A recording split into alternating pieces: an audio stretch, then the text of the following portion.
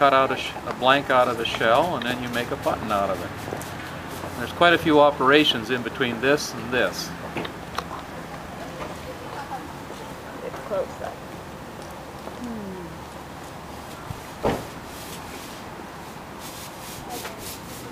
Is this a refurbished?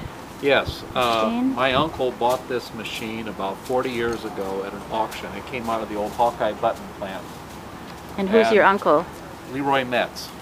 Leroy Metz. And it sat in his storage shed until he died, and then it migrated to my garage, and I finally decided I had to do something with it. So this summer I restored it and got it running again with some new tooling, which was donated by Smargy's. And we, for the first time at Heritage Day out of Pine Creek Grist Mill this year, for the first time in 60 years, somebody cut a button. When I first graduated from high school, I used to work for a box manufacturer in Burlington, and they used to make paper boxes for McKee Button Factory. Oh, interesting. Wow. Yep. So I kept looking at the machine, and I decided I had to restore it and get it running, because otherwise it was going to be lost. And, you know, who'd ever seen one of these actually run? About cutting buttons. You know, we've been waiting for you all afternoon. Oh, bet you have. You get a turkey, so I'll tell you everything I want to know. I cut buttons with my father when I was 13 years old. You know what I've been telling people today? I said, I'm waiting for the elderly man to come by and tell us what we're doing wrong. Certainly you are doing something wrong. I don't know what are you doing wrong. Tell me that first and they'll say. Well, oh, but he ain't doing it right. So why the water? Oh, the water is a coolant. Right. Well, the water out there, you have to keep these things supple, otherwise they get brittle. Yeah, I know. You had to hold it by that. How long do you have to keep them in there? About 2 weeks. Yeah. 2 weeks. Yeah. Do what? So, 2 weeks your butt. These are 70 years old.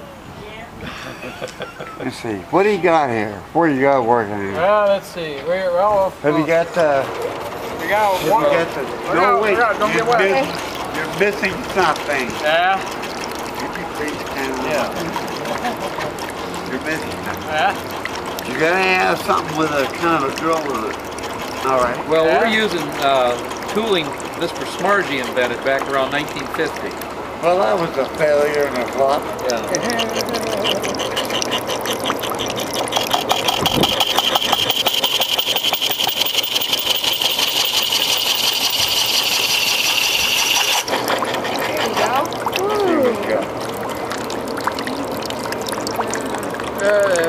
I think it was... What do you got there, honey? Oh, one is too small, too big. Now, wait a minute. Too much bulk on it. There wouldn't make not enough meat there to make a button. I'll cut one back here. My dad used to run a machine. It was different size. But different size. Oh. So you got a different size shell in here? Yeah. I think this one will be thicker.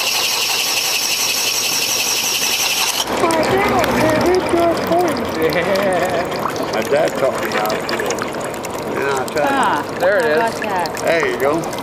Then you might be able to make a button out. Right, that's better. All right. Can I keep this souvenir? Sure. I'm going to have me a beer. All right. Bye-bye. See you. Hey, my dad was alive today. Yeah, right. Then he'd ask me for a quarter for a beer. Oh, it's trying to walk on me.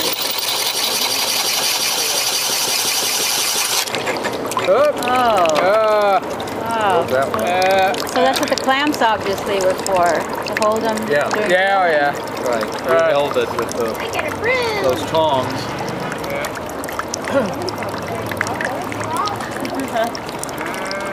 I don't think I'm going to save that one. So what's your name? Dave Metz. Dave M-E-T-Z. Metz. Neat. Well, it's neat you restored this. And then tell me your name here. I'm Tom Bankhead. Okay.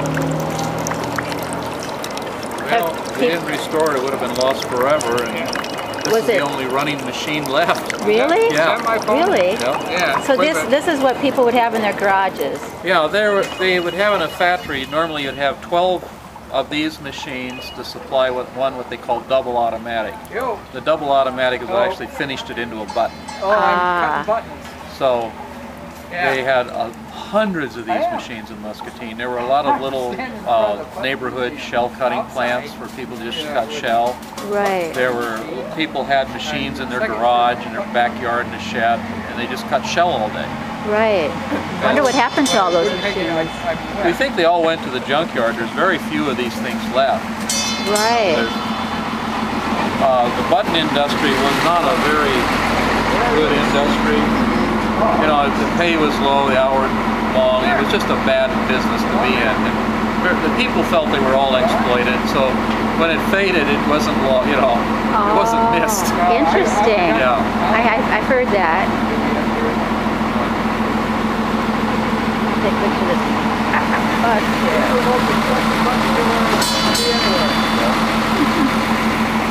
Well, thank you. This is really a neat thing that you showed us today. All right. Okay. All right. Well, here, you can take your souvenir shell with you.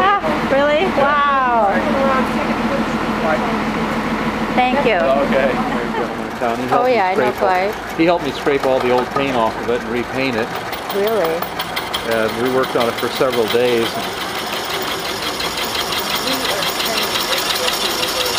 Thank you. I appreciate it. I'm not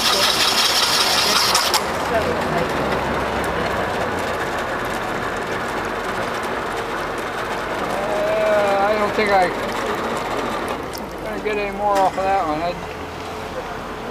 Thank you. It means a lot. A smarter cutter would have gotten 3 out of that. You know, I was telling Tom, I'd like to see this thing in the museum set up. You want to take a shell with you?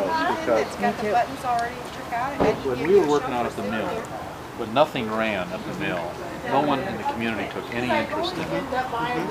When we got something moving, it turned from a corpse into a living mill again. And then the community support just exploded. Now we've got 2/3 of the machinery running. And it's amazing. And last night we had our annual potluck supper. And Kevin Sharansky, who's head of parks for the DNR, came down for it. Oh, okay, yeah. And it's funny, Kevin come in and said, well, I wasn't thinking about coming to this, but then I realized my wife wasn't going to be home. So I stopped at Hy-Vee. Well, I never cut a button until about 2 hours ago. This was my first try at cutting buttons. She used to tell about the blanks, and I guess that was the ones without any holes in them. That's what we got here. These are the blanks. And that has bark on them. That's what they call that part of the shell. And then they go through a polishing mode that they take the bark off, and then they put holes in them and polish them up. Sometimes they die. After Barry's closed up down here on 4th Street, 4th and Cypress, did quite a bit of the cleaning of the old factory building down there. And the guy that started in there, a lot of his old papers were there. I'm hoping that the museum got all those, but it's hard to tell. Yeah, we do have some of the prints of showing the old Berry machinery, you know, how it was put together and everything. In fact, we framed them and got them hanging on the wall in there. They're very interesting. To document all of this. See if I got enough water. Cut one more.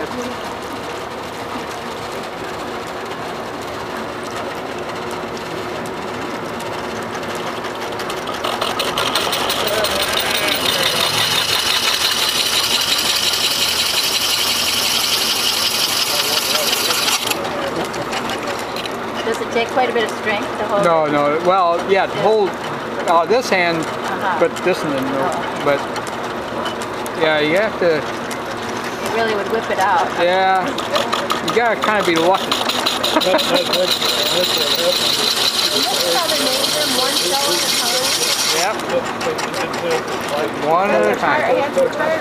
Oh yeah. I hear that they get so wet that their hands, you know, talk about dishwater hands. They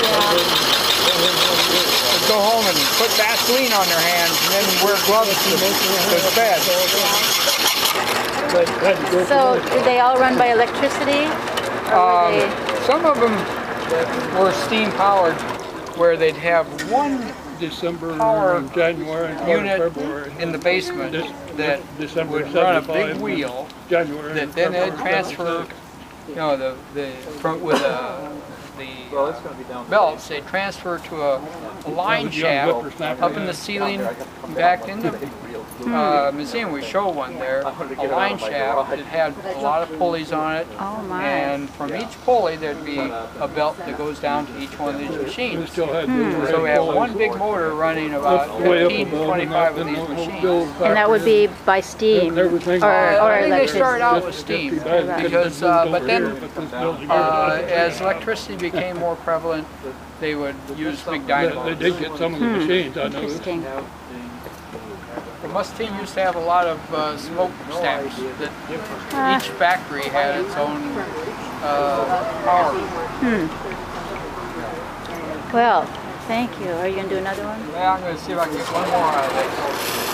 Depends how much water I got. And it might be a little tough because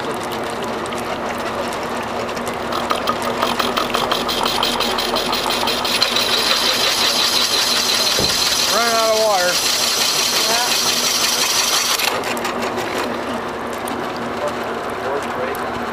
Yeah, running out of water there.